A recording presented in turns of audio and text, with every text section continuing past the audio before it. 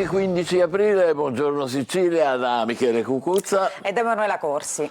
I nostri argomenti: la condanna della Chiesa sui temi sensibili, dall'aborto alla maternità surrogata, e poi un gol per la solidarietà, il 24 allo Stadio Massimino di Catania, e ancora la nuova legge anti-immigrazione in Inghilterra e in Gran Bretagna. Ma cominciamo con le notizie dell'attualità. Anzitutto la siccità in Sicilia, 52 opere contro la crisi idrica e corsa contro il tempo nella nostra regione per cercare di fronteggiare un'estate con poca acqua nelle case, nelle campagne, nell'industria. Si comincia con nuovi pozzi e la sistemazione dei dissalatori.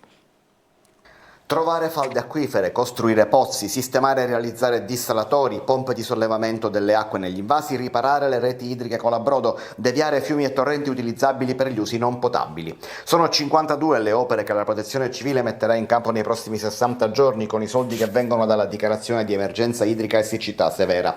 L'isola cerca di far fronte a quella che si preannuncia essere un'estate difficile. Nella richiesta di stato d'emergenza che la Giunta regionale ha trasmesso al Consiglio dei Ministri c'è anche l'elenco delle opere che si possono fare subito. Il prossimo appuntamento è comunque fissato per mercoledì 17 aprile, quando la cabina di regia voluta dal presidente Schifani tornerà a riunirsi. In quella occasione i tecnici al lavoro in queste ore dovranno illustrare proprio al presidente tutti i progetti su cui è possibile far partire subito i cantieri che sono stati rispolverati dai cassetti dell'amministrazione. Per poter arrivare a fine anno la Sicilia deve recuperare 180 milioni di metri cubi d'acqua, la metà delle risorse idriche necessarie per una gestione ordinaria annuale. Insomma, dispone di poco più del 50% del fabbisogno. Una situazione che nei siciliani riporta alla memoria scene e disagi di oltre 20 anni fa, e così è iniziata la caccia a serbatoi e autoclavi. Per le famiglie la crisi idrica significa, secondo le associazioni dei consumatori, anche una spesa non prevista che può andare da 300 fino a 1.000 euro, che si aggiunge al caro bollette idriche. Bilancio della prima settimana dello sportello sul ponte a Messina e Villa San Giovanni: sono 150 i cittadini che hanno chiesto informazioni sugli espropri che li preoccupano tanto, naturalmente. Nel pomeriggio di oggi a Torrefaro ci sarà il leader dei 5 Stelle, Conte.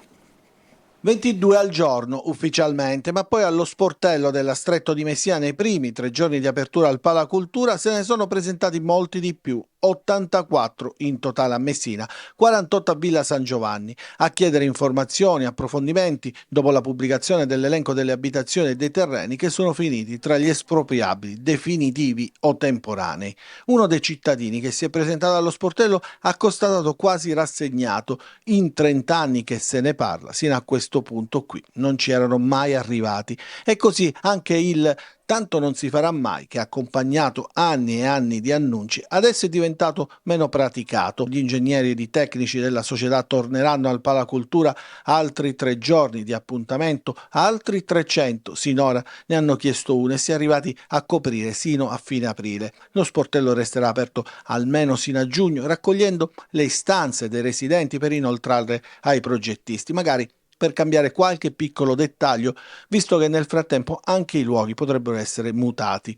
Gli ingegneri della Stretto di Messina sono 10, perfettamente a conoscenza del piano espropri, ha scritto ieri in una nota la Stretto di Messina rispondendo al Codagons. Sono impegnati in questi giorni e per i prossimi mesi a fornire il supporto necessario per l'analisi della documentazione. Un'iniziativa, specifica la società, non prevista dal quadro normativo di riferimento, ma voluta nella piena consapevolezza della dovuta attenzione nei confronti del territorio per un aspetto così importante e delicato come gli espropri. Permangono timori e dubbi, oltre a posizioni ormai cristallizzate come quelle dei comitati No Ponte, mentre si mobilita la politica. Dopo la segretaria del PD Ellis Lane arriverà a Torrefaro il leader dei 5 Stelle Giuseppe Conte. A Catania finiscono nel degrado anche le piazze appena riqualificate con fondi europei come Piazza Europa. Vandalizzata l'area fitness, panchine smart quasi inutilizzabili, fioriere trasformate in cestini per rifiuti. Vi mostriamo una cartolina assolutamente poco edificante del salotto buono della città. Riqualificata con fondi europei, abbandonata e già nell'oblio per l'approssimativa cura dell'amministrazione comunale, per l'inciviltà della gente e per la totale assenza di controlli, specie nelle ore serali. Piazza Europa è l'immagine simbolo dello sperpero dei soldi pubblici, denaro utilizzato per installare panchine smart inutilizzabili e mai pulite, per piantare alberi scarsamente irrigati e per collocare arredi e giochi che il più delle volte vengono vandalizzati. Queste foto risalgono al 25 marzo scorso e mostravano un attrezzo per il fitness distrutto ed adagiato su un fianco. Oggi rimane questo foro sul tappetino in erba sintetica a dimostrazione del fatto che rimetterlo è inutile, tanto dopo qualche giorno farà la stessa fine. L'oleandro che vi mostriamo dovrebbe fiorire a maggio, ma a giudicare dalle condizioni non crediamo possa farlo. E che dire delle fioriere? Erano state pensate per abbellire ed invece sono utilizzate per gettare ogni cosa. Al posto del verde prevale il grigio del vaso e si confonde sul pavimento un bel pezzo di vetro. Poco più in là un bimbo che gioca al calcio ed un altro che percorre il marciapiede in bici. Abbiamo raccolto anche del vetro. Era molto peggio prima. Ora comunque l'hanno un pochino sistemata. Lei ha mai visto una piazza dove c'è un parco per bambini recintato? Hanno fatto delle panchine wireless, ti faccio vedere perché tu metti il telefonino e ti carichi il telefonino. Però non lo so, vedere sta piazza in queste condizioni è solo uno schifo.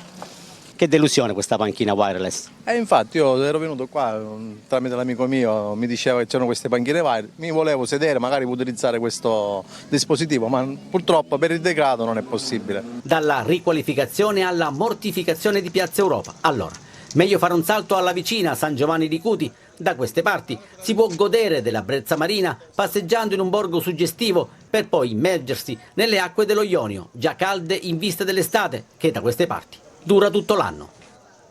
Adesso il calcio, il Catania si aggiudica il derby contro il Messina e compie un passo importante per la salvezza. Decisivo un rigore dubbio realizzato da Di Carmine, gara aperta e incerta fino all'ultimo, poi la festa dei 20.000 al Massimino.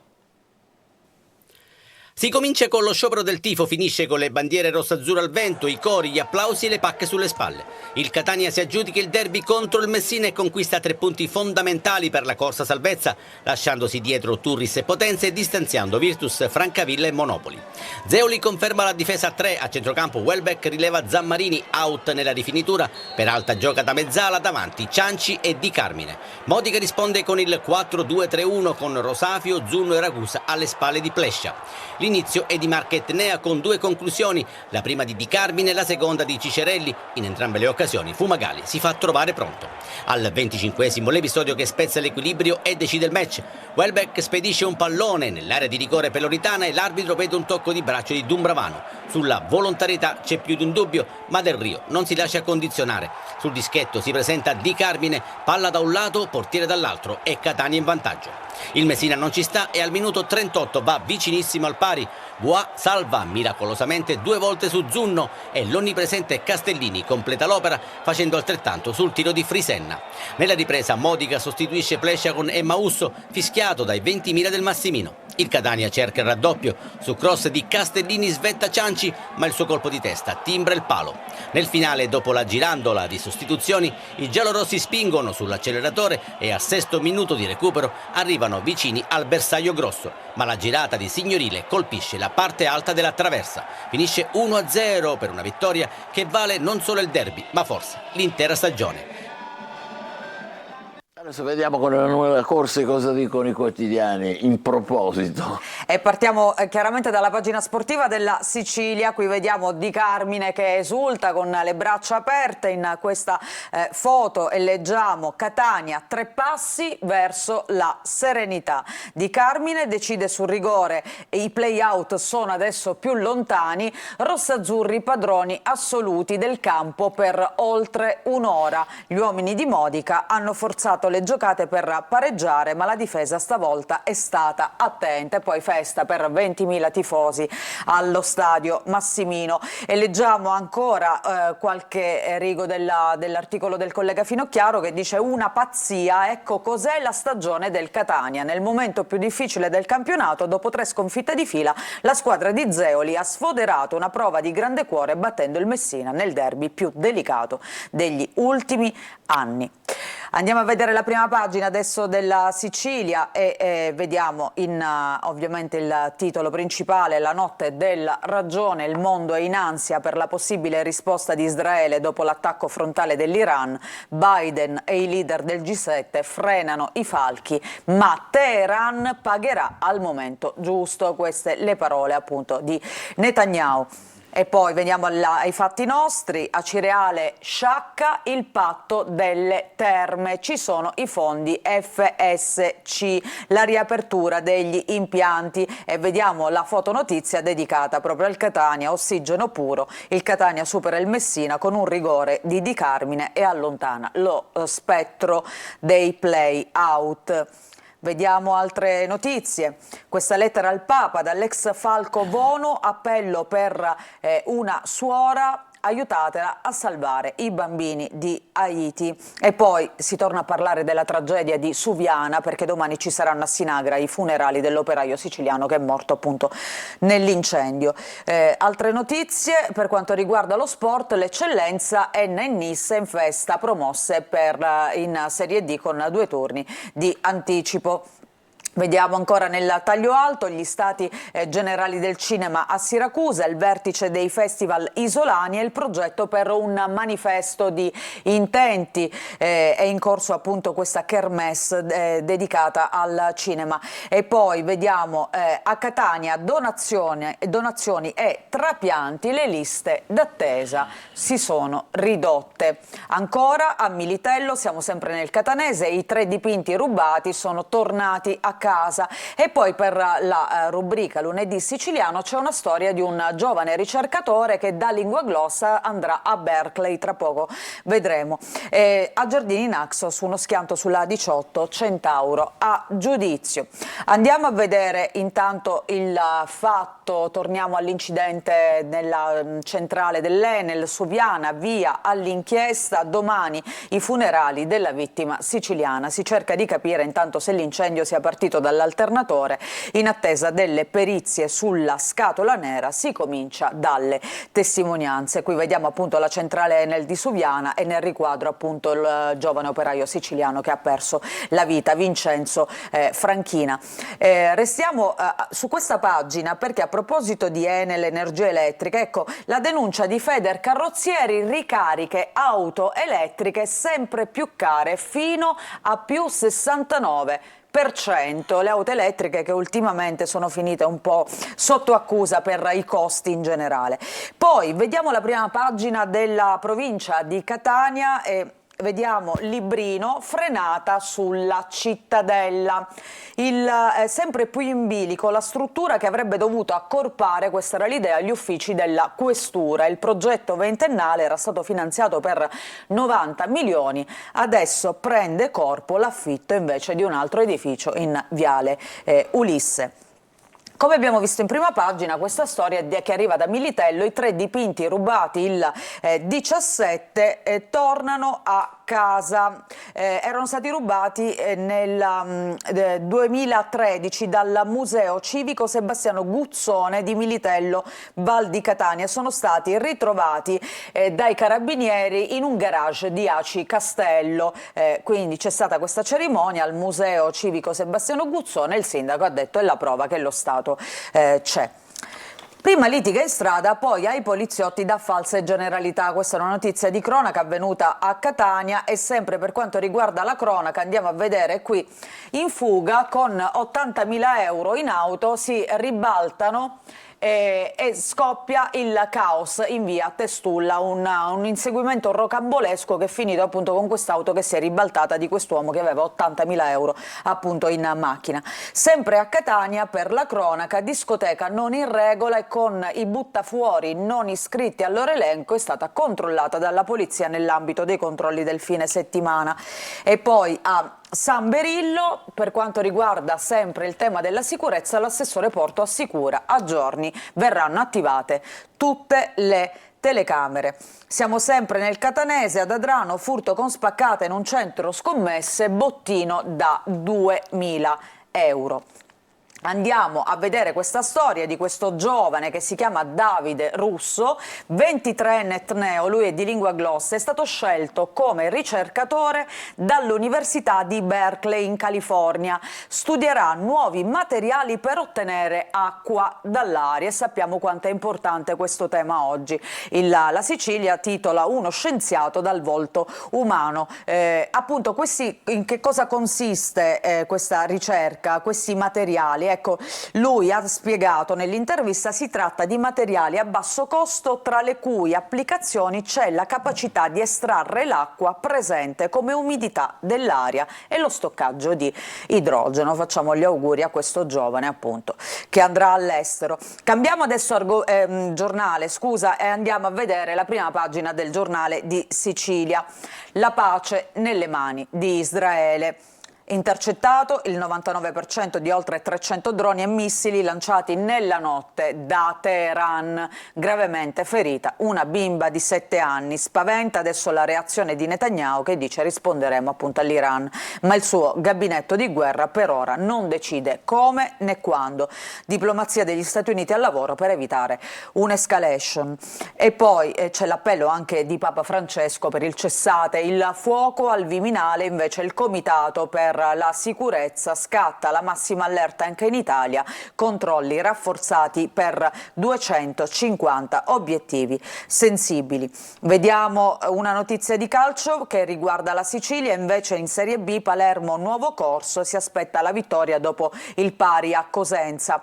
E poi per quanto riguarda la scuola, fissato la scuola siciliana nell'isola, ritorno in classe per il prossimo anno scolastico il 12 settembre, è già stato fissato il calendario. E poi ancora, sempre per quanto riguarda la Sicilia, Regione e Università di Palermo, è stato fatto un accordo per 350 posti da creare all'ospedale Sant'Elia di Caltanissetta, atto di nascita del 4º policlinico. Questo per quanto riguarda la sanità. E adesso andiamo invece alla Gazzetta del Sud. Anche qui in primo piano c'è la crisi in Medio Oriente, attacco sventato, Israele risponderemo, Biden frena Netanyahu, gli Stati Uniti non sosterranno un'eventuale controffensiva. L'appello del G7, Tel Aviv, intercettati pressoché tutti i mezzi d'offesa utilizzati dall'Iran, abbiamo intenzione di reagire, vedremo con quanta forza. E poi per quanto riguarda i fatti siciliani, in alto vediamo il ponte sullo stretto, impatto ambientale, trasmesse a Roma le osservazioni. A Messina invece vicina la nomina del comandante dei vigili urbani. E poi c'è un giallo che arriva dalle Isole Eolie, perché è il terzo rinvenimento di un cadavere proprio nelle isole. Un diportista trova un altro cadavere nel mare delle Eolie, ha recuperato un uomo al largo, questa volta di Filicudi.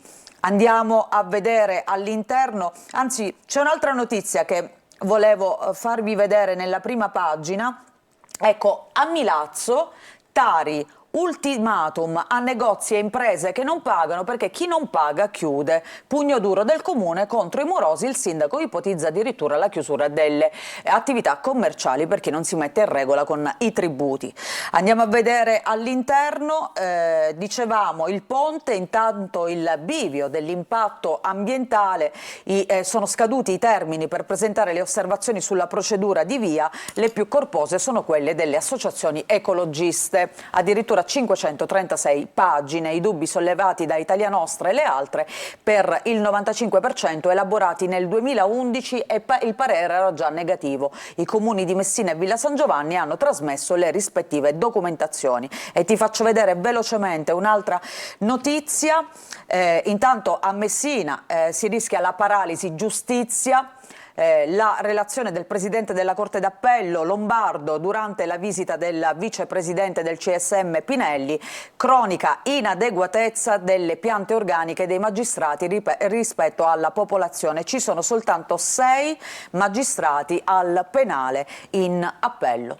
Bene, ci fermiamo qui per quanto riguarda la rassegna stampa siciliana, tra poco i quotidiani nazionali, ancora con Emanuela. State con noi, buongiorno Sicilia.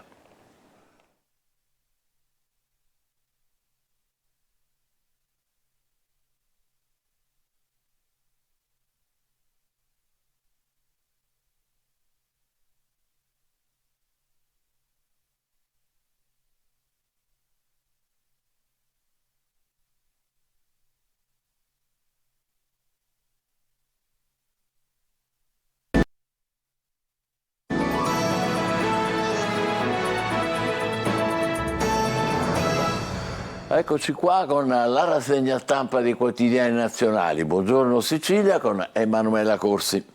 Occhi puntati naturalmente su quello che sta succedendo in Medio Oriente. Vediamo il Corriere della Sera di oggi e leggiamo il titolo: Biden, lo stop a Netanyahu. Intercettato il 99% di droni e missili lanciati dall'Iran, che ribadisce l'operazione è conclusa.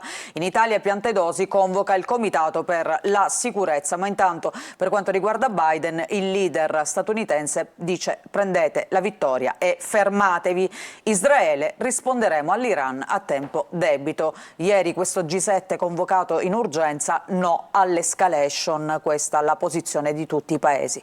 E poi questa notizia in primo piano, anche la Giordania nell'alleanza anti-raid, lo scudo contro l'attacco. Non era mai successo che un paese arabo si mobilitasse con Israele contro un altro paese arabo. Diciamo. Poi vediamo altre notizie, si parla della Lega, oggi Salvini per i 40 anni appunto della Lega, replica a Bossi che lo avrebbe delegittimato con, diciamo, con una serie di affermazioni e fa un patto con Vannacci: la Lega con me è cresciuta. Questa è la risposta a Bossi, dice: i suoi insulti aiutano. Matteo Salvini il giorno dopo le critiche del Senatur, appunto con me la Lega è cresciuta, il generale Vannacci è stato visto in via Bellerio, dovrebbe correre appunto alle europee con la Lega, con il partito del Carroccio. Andiamo a vedere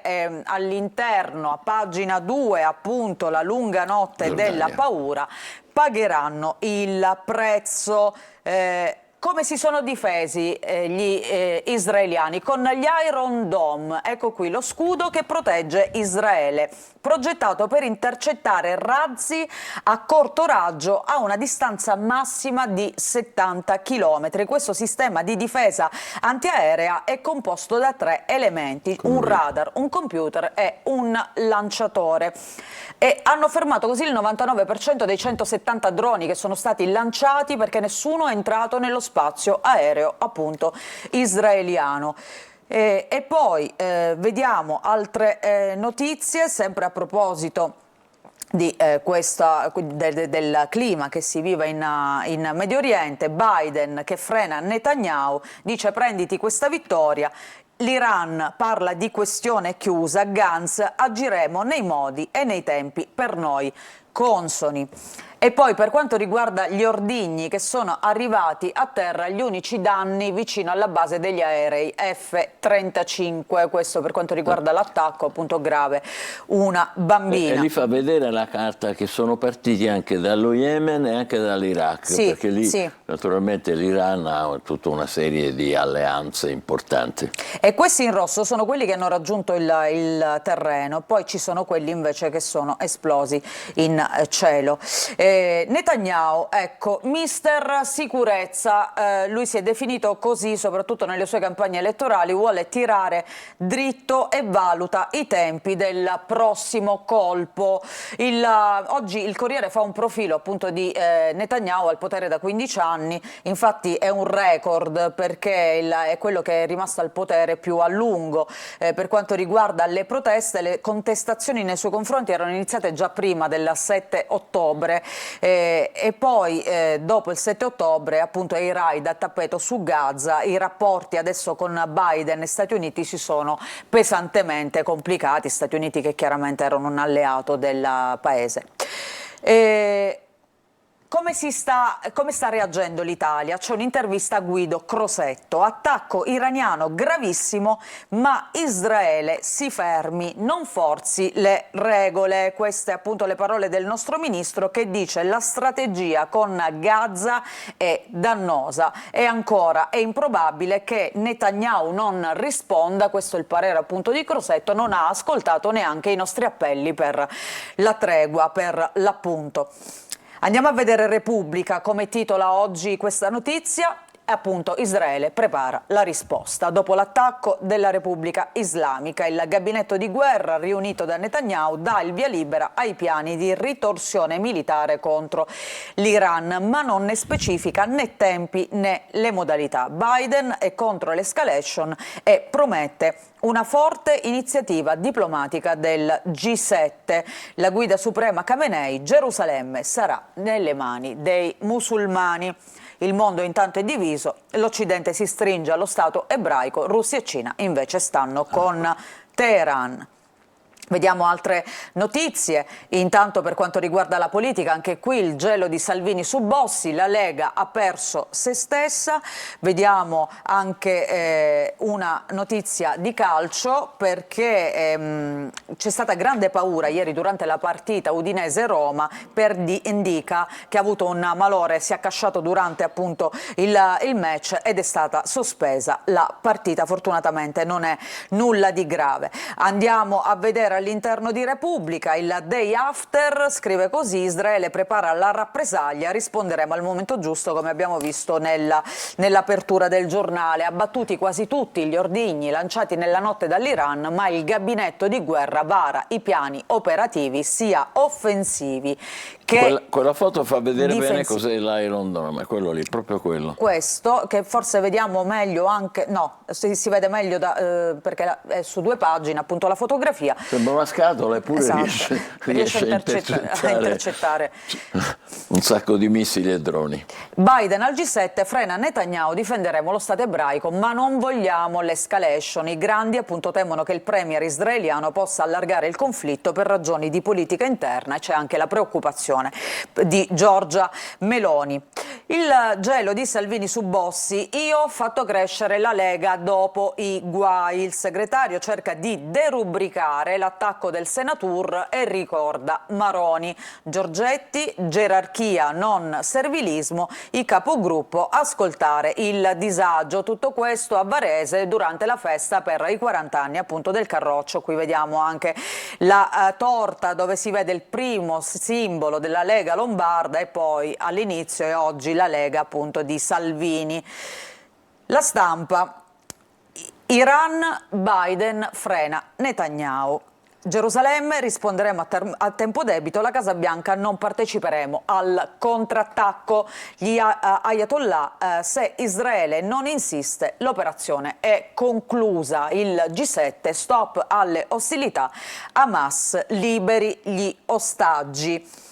Vediamo ancora un'altra notizia da questa prima pagina. Ecco, nel taglio centrale la fotonotizia dedicata ad Amadeus, Mister 100 milioni. Si è parlato tanto in questi giorni di Amadeus, che ha lasciato la Rai, andrà sul 9 per un quiz preserale, un format musicale per la modica cifra di 100 milioni di euro. Il giornale, il titolo: Israele e Occidente respingono l'Iran, abbattuto il 99% degli ordigni di Teheran, decisivi la tecnologia e l'aiuto degli alleati, anche sunniti. Il G7 no all'escalation. E ancora vediamo anche il Fatto Quotidiano, che scrive così: l'Iran abbaia ma non morde, Israele invece non vuole più fermarsi, droni e missili annunciati e abbattuti al 99%, 0 vittime, però abbiamo visto che c'è una bambina che è stata ferita. La Verità: l'Iran incendia il mondo, serve uno stop in Ucraina, attacco con missili a Israele che promette ritorsioni. Libero: la sinistra col turbante, l'attacco dell'Iran a Israele, perché PD e Movimento 5 Stelle, scrive Libero, faticano ad esprimere solidarietà piena allo Stato ebraico. Tra i Dem c'è chi fa il cerchio bottista, poi la Schlein ci mette una pezza, ma il più ambiguo è Conte. Andiamo a vedere il Messaggero: la spinta del G7 per la pace, i leader guidati da Meloni condannano l'Iran ma frenano la reazione di Netanyahu. Ora serve moderazione, timori per gli attacchi di Israele ai siti nucleari di Teheran.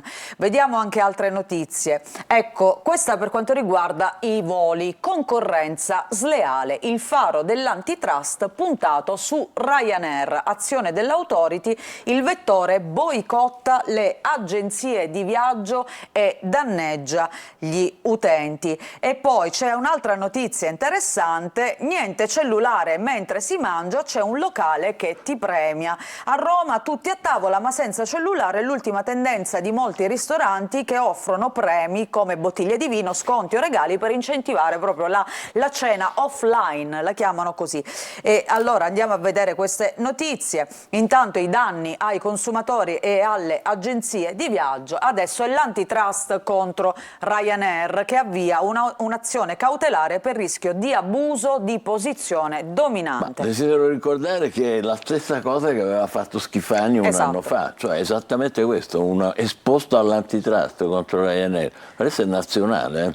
L'accusa: il vettore boicotta le offerte degli albergatori su alberghi degli operatori su alberghi e noleggi auto. E poi un'altra cosa interessante è che tra extra e costi occulti è caro low cost, perché in realtà di low cost non c'è niente, perché i biglietti riescono a crescere fino al 300%, per esempio se devi imbarcare un bagaglio che oggi costa rispetto al 2019 un bagaglio in stiva più 119%, se invece lo porti in cabina più 236%, quindi sono anche gli extra che fanno lievitare notevolmente i costi dei biglietti. E poi questa tendenza che è molto carina, a tavola senza cellulare, con i ristoranti che appunto ti incentivano offrendo bottiglie di vino o altro. La tendenza in tutta Italia: sconti, regali o bottiglie di vino per le cene offline. Per i locali è anche una questione di convenienza. Senza telefono i clienti infatti lascerebbero prima il posto. Bene, ci fermiamo qui. C'è una notizia dell'ultima ora che vi leggiamo, viene da Catania: le mani dei clan sulle aste giudiziarie.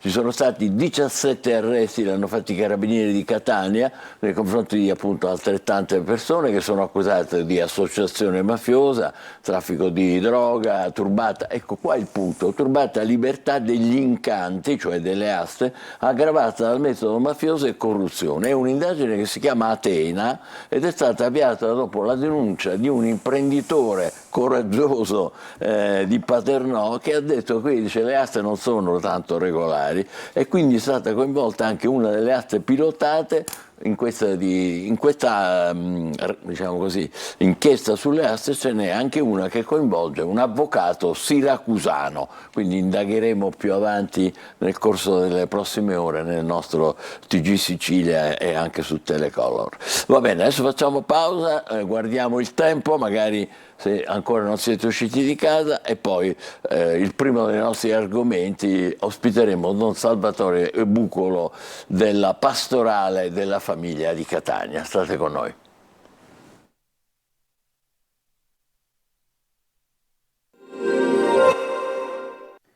Bentornati a questo aggiornamento delle previsioni di Trebi Meteo. Ci attende un lunedì bene o male ancora all'insegna del bel tempo e con clima mite in tutta Italia. Vi segnalo solo qualche nuvola che si riaffaccia sulle regioni settentrionali e all'estremo sud. In effetti in Sicilia qualche annuvolamento si farà anche vedere, ma nel complesso guardate, sarà una giornata più che discreta, ventilazione non particolarmente intensa, qualche rinforzo sul canale di Sicilia e soprattutto temperature molto miti oltre le medie del periodo. In alcune località potremo anche superare i 30 gradi, ad esempio ad Agrigento e a Trapani. Per quanto riguarda la giornata di martedì però situazione più variabile, torna qualche nuvola in più, a quel punto anche qualche acquazzone, forse qualche temporale e le temperature iniziano a perdere qualche grado, quindi massime ben al di sotto stavolta dei 30 gradi e tra l'altro in settimana il calo sarà ancora più marcato. Ma per tutti i dettagli aggiornato scaricate l'app gratuita di Trebi Meteo.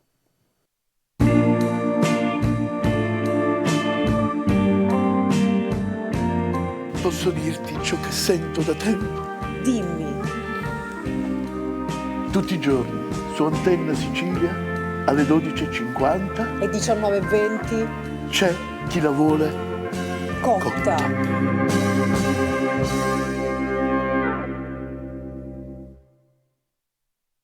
Diamo il benvenuto al nostro primo ospite, Don Salvatore Bucolo, che è direttore dell'ufficio diocesano per la pastorale della famiglia di Catania. Benvenuto. Grazie. Allora, la notizia qual è? Che la Congregazione per la Dottrina della Fede ha pubblicato la dichiarazione che si intitola latina Dignitas Infinita, ma è facile capire, Dignità Infinita, firmata dal cardinale Víctor Manuel Fernández, che è il prefetto dell'ex Santo Ufficio, quello che una volta c'era, è comunque approvata dal Papa ed è un testo che fa la sintesi del magistero del nostro Francesco e ha chiesto 5 anni di lavoro. Cioè ben 5 anni, un lavoro sì. Impegnativo, padre, è una cosa importante. Ma in genere i documenti sono frutto di un lavoro abbastanza di confronto, di dialogo, di correzione, di integrazione, esattamente iniziato il 15 marzo del 2019, perché poi chiaramente il Magistero di Papa Francesco ha una sua evoluzione,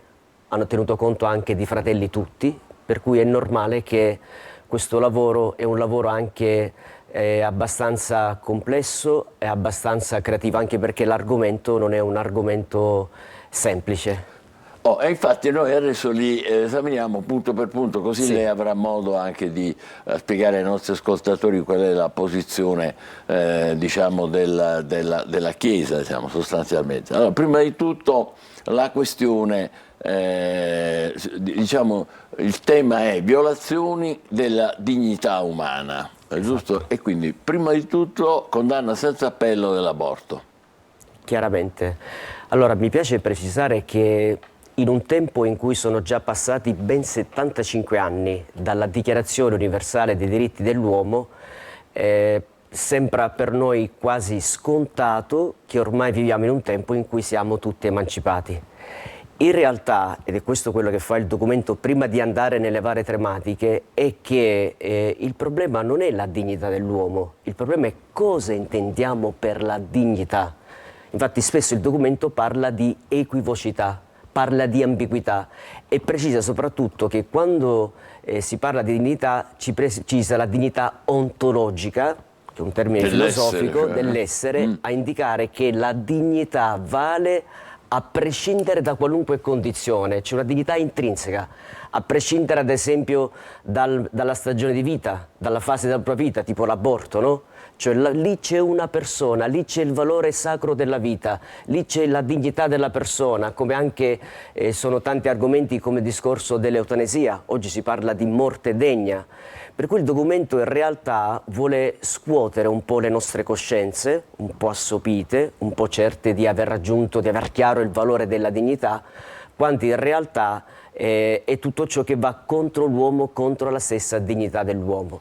Altro argomento che diciamo, coincide anche con le posizioni del nostro orientamento politico, del governo, la maternità surrogata che secondo leggo lede gravemente la dignità della donna e del figlio, ridotto a mero oggetto, a semplice oggetto, e che andrebbe proibita a livello universale.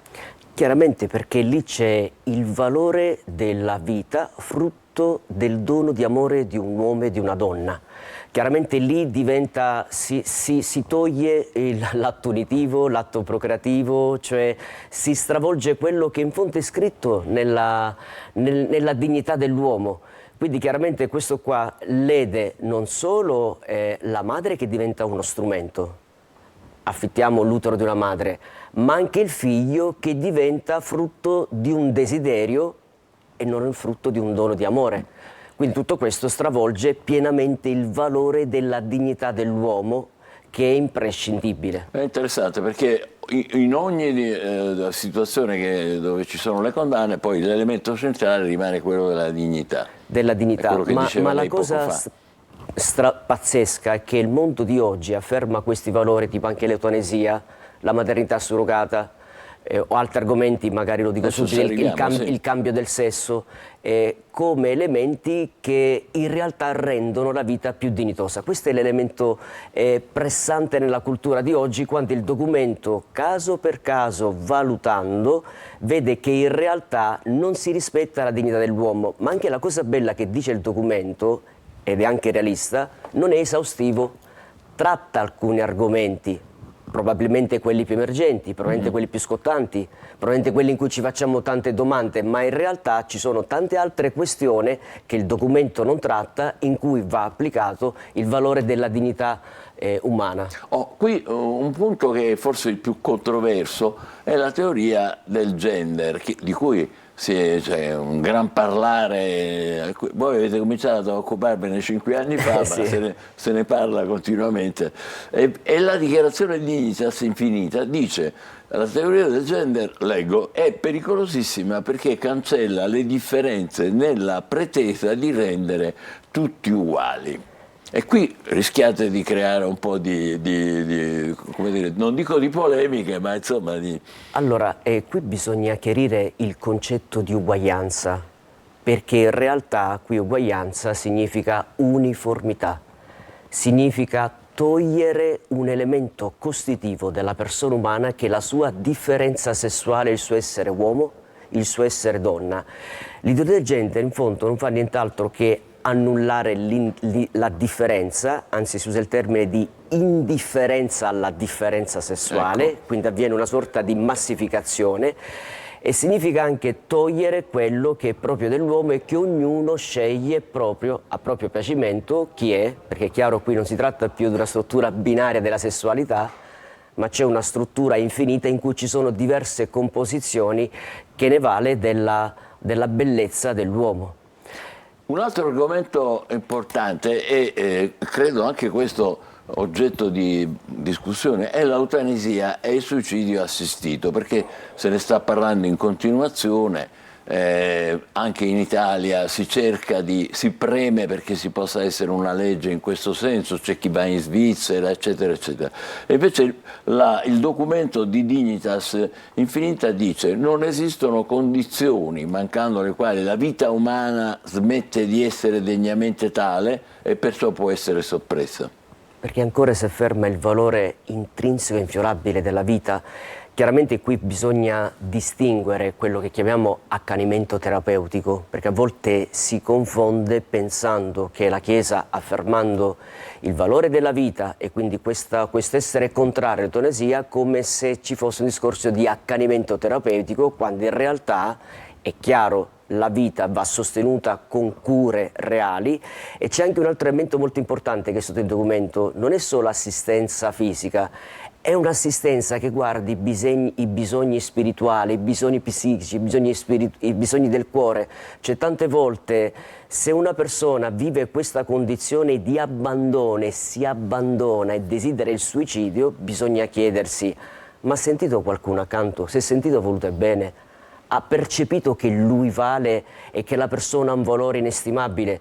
Per cui tante volte dietro un desiderio di togliersi la vita, molto probabilmente c'è la responsabilità di un contesto culturale, sociale e familiare che la persona l'ha abbandonata a sé, per cui è normale che la persona non vede più il valore della sua vita. Quindi è un'assenza di umanità da parte nostra. Noi pensiamo di dare una morte degna, e questo è il termine. Quindi è una responsabilità sociale, collettiva. Esattamente, perché la persona vale per quello che sa dare, per quello che è capace di dare, non per quello che è. Questa è la cosa straordinaria. La parola infinita significa io valgo per quello che sono e non per quello che sono capace di esprimere, capace di dare, capace di dimostrare o capace di fare chissà che cosa. Comunque ha chiarito prima, non c'è l'accanimento terapeutico, su questo diciamo... Questo è chiaro, è contro l'accanimento terapeutico, ma questa è una cosa che la Chiesa da sempre ha affermato. Importantissimo, no al cambio di sesso, qui categorico, il corpo partecipa alla dignità di immagine di Dio. Chiaramente, perché è una decurtazione del corpo. Tra l'altro, vede, c'è un altro elemento molto importante, perché in fondo la Chiesa non fa nient'altro che affermare ciò che l'uomo è. Cioè la cosa straordinaria, il cristianesimo non è che stravolge, ma non fa nient'altro che confermare quelli che sono i valori umani, solo che c'è una novità. Noi abbiamo un Dio che è diventato perfettamente uomo.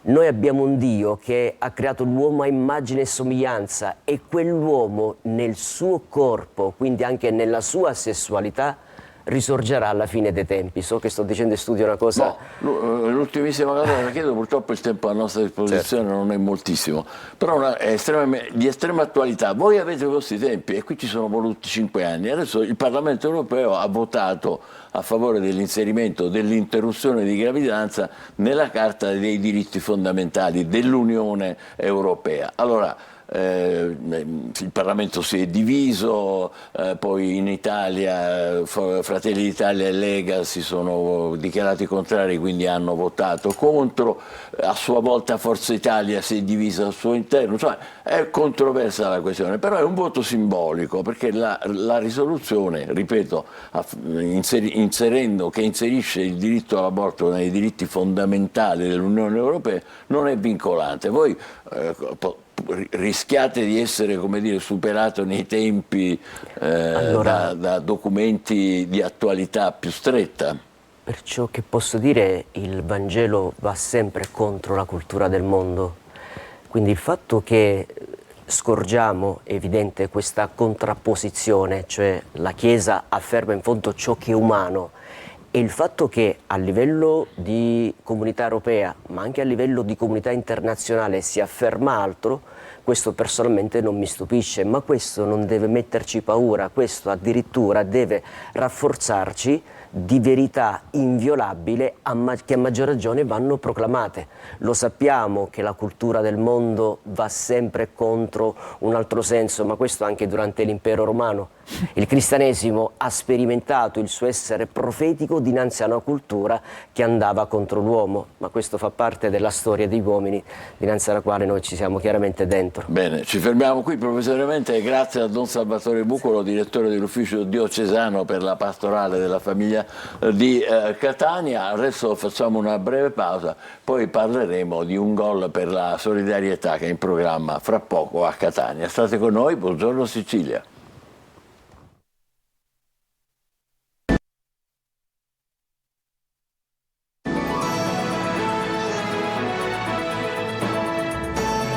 Buongiorno Sicilia, abbiamo con noi Luca Napoli, che conoscete bene, l'organizzatore di un gol per la solidarietà che si tiene anche quest'anno, sarà il prossimo mercoledì 24 aprile alle 10, naturalmente allo Stadio Massimino di Catania. Grande evento, eccolo lì, guardate un po' il poster che lo annuncia. Buongiorno Michele, buongiorno a voi. Grande attesa, ovviamente la città aspetta questo evento, 16ª edizione, quindi parliamo che se non ci fossero stati 3 anni del Covid parleremo di 20 anni di un gol per la solidarietà. Quest'anno affronteremo dei temi abbastanza importanti. Il primo dei quali è la violenza sulle donne, addirittura il femminicidio. È un tema importantissimo, delicato, eccetera, che però sembra stridere un po' con lo sport, il calcio, è un errore questo. Potrebbe stridere, però abbiamo quel giorno l'occasione di poterne parlare con tantissimi giovani, quindi il target delle scuole, e allora è giusto iniziare dai ragazzi delle scuole, degli istituti, che poi un giorno cresceranno e potenzialmente sono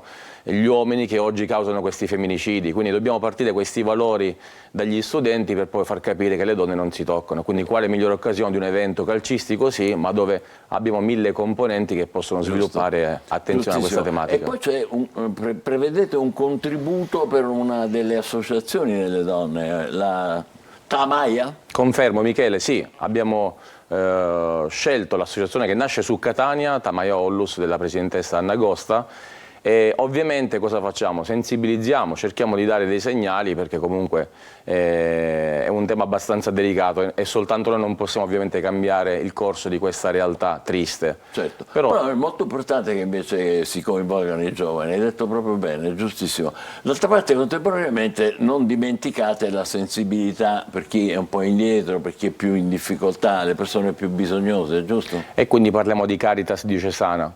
Ma quello è stato sempre un mio sogno, poter aiutare Nello specifico abbiamo questa postazione che conoscono tutti a Catania, accanto alla stazione di Catania, queste persone di senza tetto, gli invisibili come li chiamiamo. Gli invisibili. Quindi grazie a Padre Nuccio Puglisi ci siamo capiti al volo quando ci siamo incontrati nei mesi scorsi e finalmente potrò realizzare questo sogno di poter aiutare queste persone invisibili che comunque stanno attorno a noi a Catania. E invece sono esseri umani, e come no.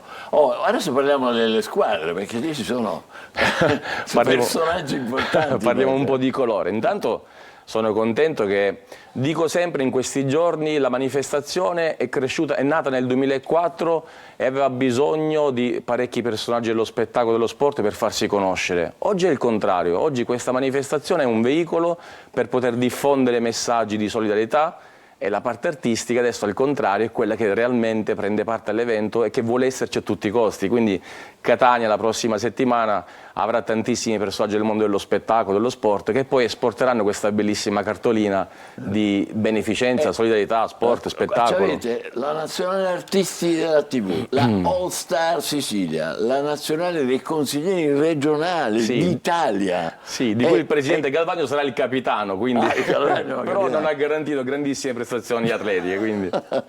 E va bene. E la nazionale giornalisti. Sì, è un format diciamo collaudato con questa nuova squadra che sarà presente quest'anno, quindi un giusto mix per poter far divertire sugli spalti tantissima gente. Ma come si svolge con play-off, play-out? Fate? Sarà 4 formazioni, quindi le prime 2 si affronteranno, le altre 2 e poi le vincenti giocheranno la finale, le perdenti terzo e quarto posto. Ovviamente sarà uno spettacolo come tu l'anno scorso hai avuto modo di poter vivere. Sì, devo dire sì. Anzi, vorrei raccontare un aneddoto se mi consenti. Michele era in arrivo allo stadio e mi chiama dal taxi, dice: Luca, oggi c'è la città bloccata ma non capisco il motivo. E gli dissi: Michele, guarda, arriva tra poco e ti farò capire il perché. E trovò lo stadio gremito, ma felicissimo di accoglierlo. Un grande evento. No, devo dire. Michele invece quando gioca, scusa.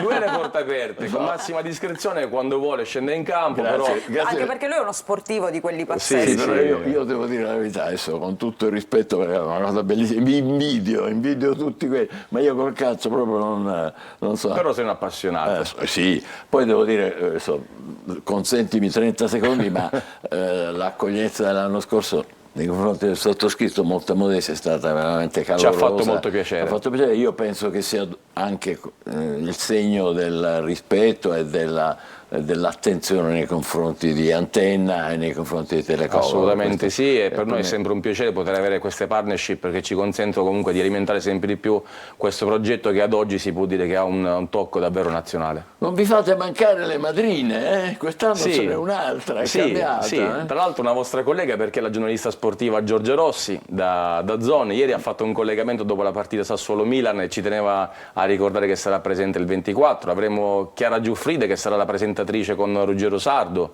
quindi tutte in campo per un unico scopo, ma per rendere anche quel giorno, per far capire e raccontare che Catania ha tantissime qualità.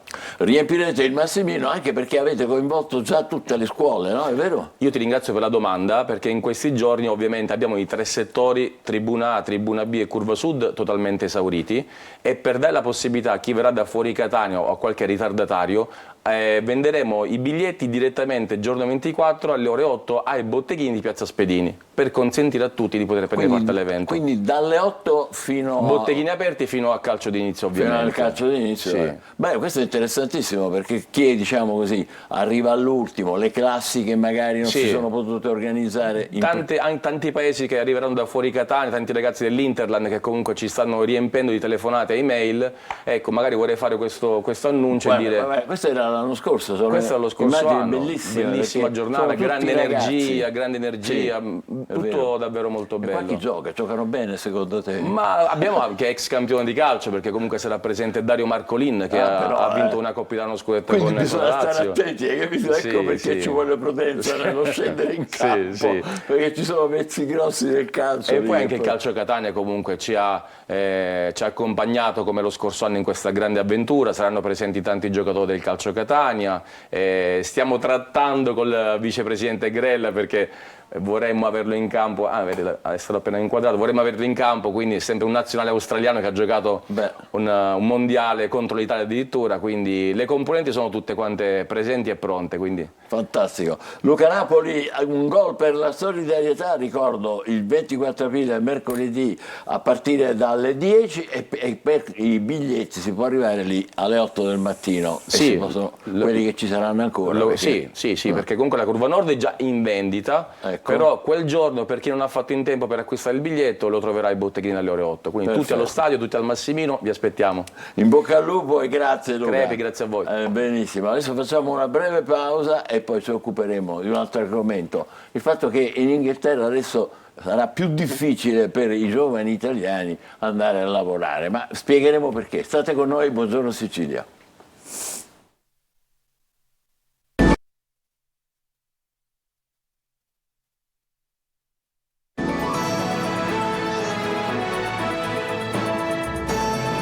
Buongiorno Sicilia, adesso parliamo di una realtà in evoluzione che riguarda la Gran Bretagna, l'Inghilterra, Londra in particolare, con un ospite in collegamento è Stefano Potortì, che è un imprenditore, presidente dell'UK Confederation.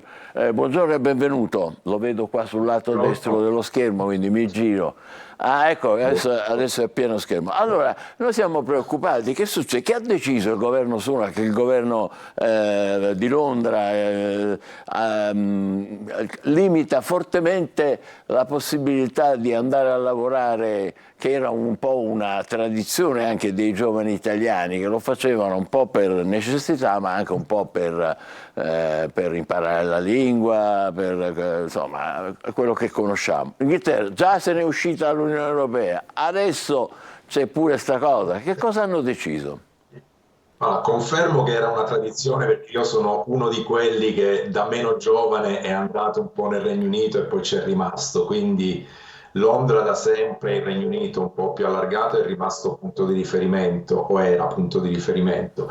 Quello che sta avvenendo dalla Brexit in poi è un effetto domino che facciamo fatica a capire, siamo tutti sorpresi e siamo anche tutti un po' preoccupati, perché l'ultima misura che è stata messa in atto e che entrerà insomma in vigore a brevissimo è quella di aver alzato il salario minimo per poter fare richiesta per il visto lavorativo, quindi già c'era un problema di scarsità di personale in tantissimi settori, a partire da quelli più tradizionali come l'hospitality, ma trasversalmente in tutti gli altri. Adesso con questa nuova misura ci sarà ancora più carenza. I maligni dicono che i conservatori stiano un po' cercando di distruggere il paese, di creare un terreno non fertile, sapendo che perderanno le elezioni, perché molto probabilmente non saranno in grado di vincere la prossima tornata elettorale. Quindi questo è quello che i maligni dicono.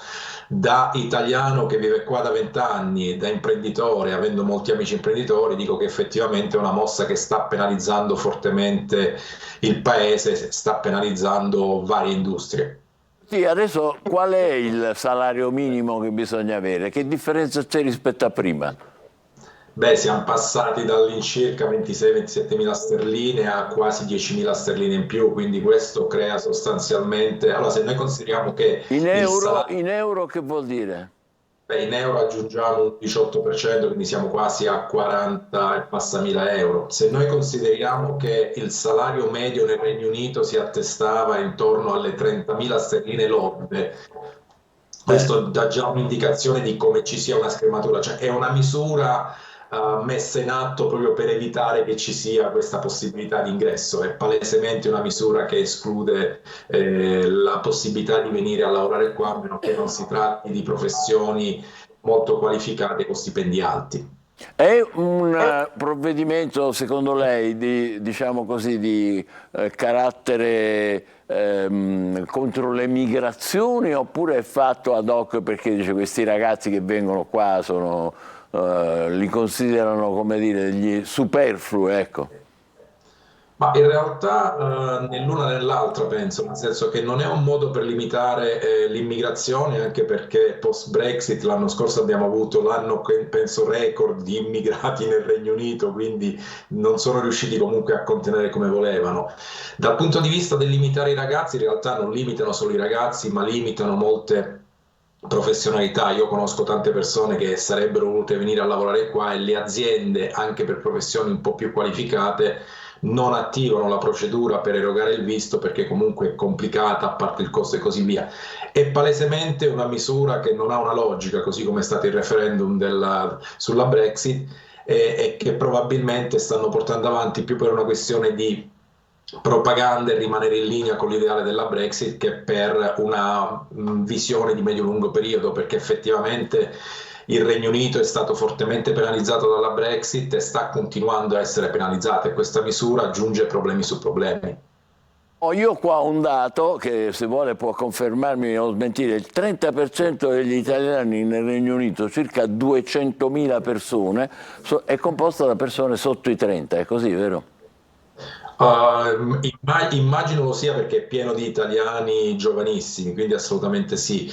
Non dimentichiamo che poi la pandemia non ha neanche aiutato questa situazione, perché durante la pandemia molti italiani hanno, tra virgolette, approfittato di questa cassa integrazione nel Regno Unito e hanno passato quel periodo in Italia, e poi molti non hanno deciso di rientrare. Quelli che hanno deciso di rientrare hanno il settled status, però chi ad esempio è qui con un visto può stare per 2 anni, nel momento in cui il visto scade avrà le problematiche legate all'aumento del salario, e quindi se qualcuno è entrato con un salario da 27.000 sterline è difficile pensare che dopo 1 anno e mezzo, 2, il salario arrivi a 38.000 sterline.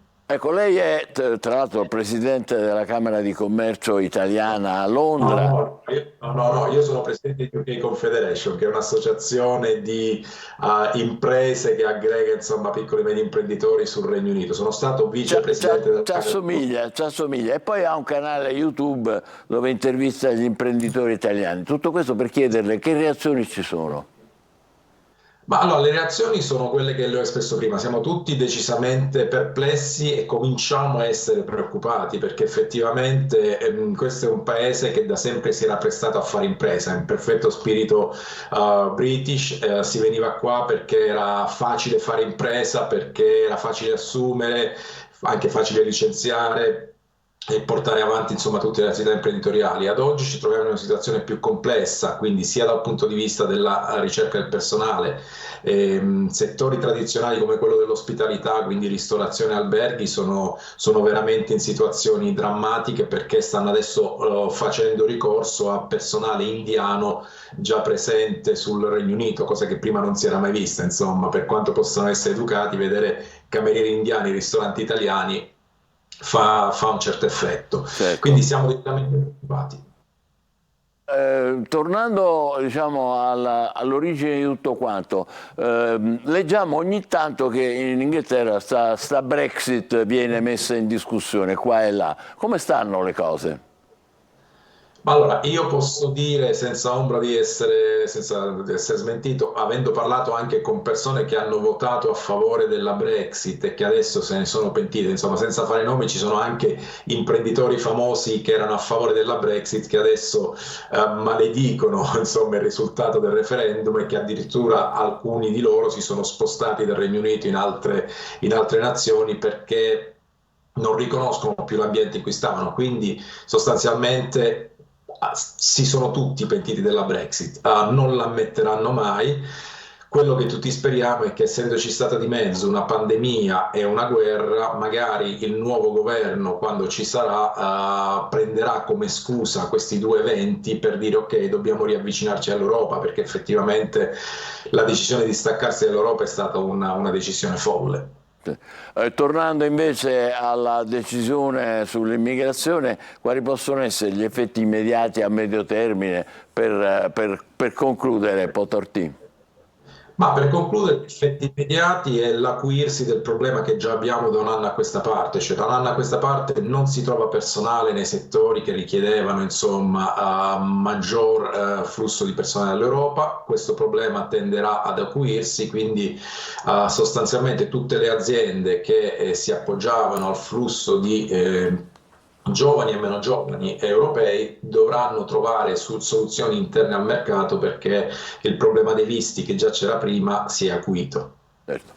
Bene, noi la ringraziamo molto per essere stato con noi in collegamento. Stefano Portorti, imprenditore, presidente UK Confederation. Vedremo come andrà a finire questa storia che francamente, come dire, ci dispiace molto, anche perché il legame fra l'Europa e l'Italia e Londra è un legame fortissimo che comunque rimane. Mannaggia però, adesso per tutti i ragazzi che andavano lì a fare che cosa? I camerieri, un po' i lavapiatti, ma più che altro per vivere un'esperienza di lavoro e contemporaneamente in un paese da grande attrazione come la Gran Bretagna e Londra, poi non ne parliamo.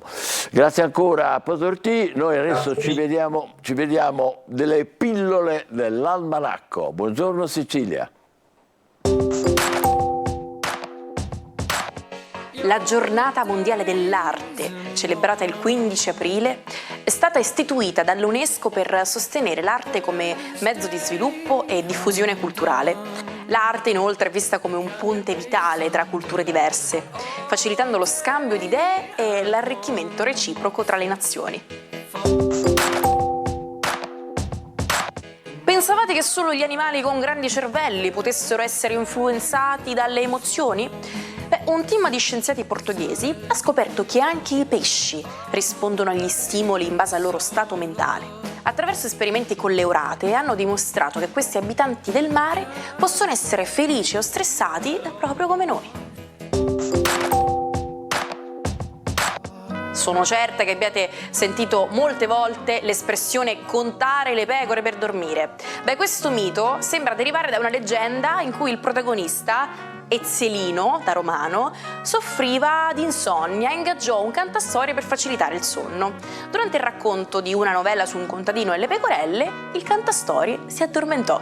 Ezzelino lo svegliò per ascoltare il finale e il cantastorie rispose: «Messere, lasciate prima passare le pecore, poi proseguiremo a raccontare la storia».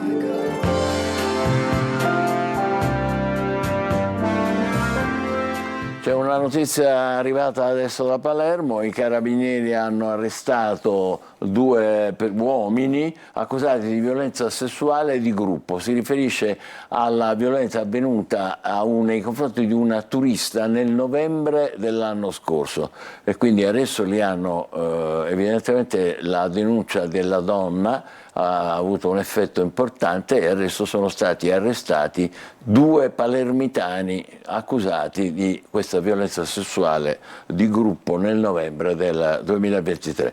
Basta con questa storia e adesso invece andiamo a vedere cosa succede nel mondo delle stelle con il nostro Marco Amato e le sue strabilianti tazzine. Un lioccio, c'hai un lioccio.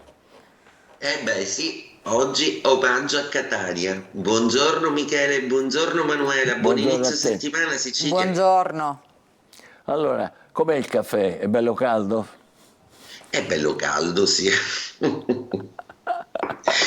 Allora, come simbolo di buona fortuna ho scelto proprio l'elefante, è un omaggio alla splendida Catania che tanto mi vuol bene e tanto mi porto fortuna. E dunque oggi vi voglio parlare di un'altra persona le cui evoluzioni sono abbastanza curiose e decisamente in tono con le stelle. Infatti volevo puntare i riflettori sul caro Amadeus. Amadeus è del segno, ebbene sì,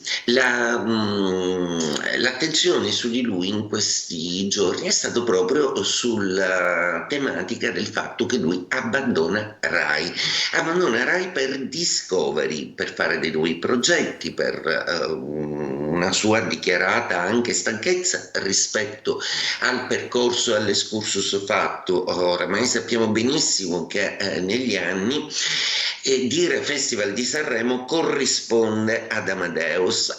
Il carico di stress ultimamente ha sicuramente addivenuto a degli indici molto forti. Amadeus insomma abbandona Rai, sembra ufficiale e ufficiale. Per cui cosa succede da un punto di vista stellare? Amadeus è del segno zodiacale della Vergine, per cui ancora una volta Giove e Urano determinano per questo segno zodiacale, che è sempre stato un segno votato molto all'accumulo, ovvero alla sopportazione, alla presa in carico di responsabilità incredibili ed immani, tutta una serie di faccende che a un certo punto esplode per forza di cose, per natura. La Vergine è un segno zodiacale che più di ogni altro attua questo meccanismo dell'accumulo, ovvero la sopportazione di tutta una serie di cose per poi un'esplosione veramente enorme. Ma è il decisionismo e la capacità di cambiare totalmente, radicalmente direzione, quello che negli astri sembra essere il segreto di questo cambiamento. Ebbene, tutti i segni zodiacali hanno la possibilità, ma soprattutto anche il dovere nei confronti di se stessi, di cambiare regime di vita qualora e laddove lo sentono necessario. Ogni 7 anni il ritmo uraniano, pianeta dell'Acquario, dà questa possibilità, ed ecco arrivato per Amadeus un nuovo orizzonte. Chiaramente le stelle sono incredibilmente favorevoli. Per le politiche aziendali Rai non lo so e non me ne interesso, però per il segno zodiacale della Vergine assolutamente positivo e decisamente costruttivo. Ebbene, le stelle oggi hanno in serbo tutta una serie di sorprese, perché ci prepareremo a dei balletti planetari tra Venere e Mercurio. Questa sarà una settimana veramente molto complessa, in cui la comunicazione riprende, Mercurio smetterà il suo moto retrogrado e quindi inizierà assieme a Venere un balletto di dichiarazioni in amore, di conferme sentimentali decisamente non indifferenti. I più avvantaggiati di tutti chi sono? I segni di fuoco, Ariete, Leone e Sagittario, che ritrovano vista e comunicazione affettiva, mentre invece gli Aria, Gemelli, Bilancia, Acquario ripescano un po'. I Gemelli riprendono l'amore, la Bilancia si ricorda di avere una vita privata e sentimentale e se la vive. L'Acquario finalmente cede a un grande e passionalissimo amore. Cosa fanno i Terra e gli Acqua? Proprio i Terra sono quelli meno avvantaggiati da questa condizione, perché Toro, Vergine e Capricorno appunto per quello che riguarda i sentimenti li metteranno un po' da parte, soprattutto Toro perché ha ben altre gatte da pelare. Vergine sta riscoprendo invece forse una maniera di amarsi e di vedersi, e Capricorno un po' divertito perché è concentrato molto sul lavoro, ma sta anche ascoltando dei pareri del partner che lo lasciano a volte un po' di stucco. Cosa fanno invece i dolcissimi Acqua, Cancro, Scorpione e Pesci? I Cancro gestiscono una situazione familiare e lavorativa decisamente in divenire e godono di aspetti importantissimi questa settimana che sfrutteranno in una maniera vantaggiosa, mentre invece gli Scorpioni, Sornioni e Teatrali gestiranno una parte un po' più divertente della loro vita, anche ironizzando e scherzando un po' su.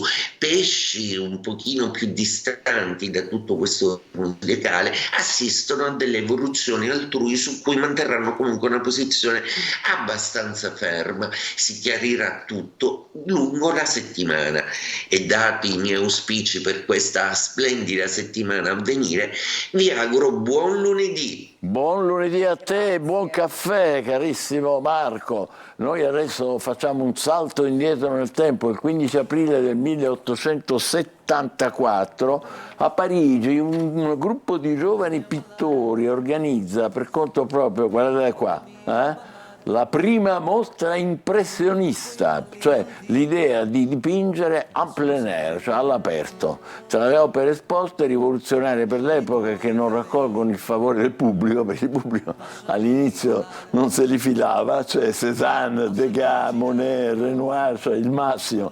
La mostra inaugura una nuova fase della storia dell'arte, dipingere fuori, in strada, a guardare i panorami.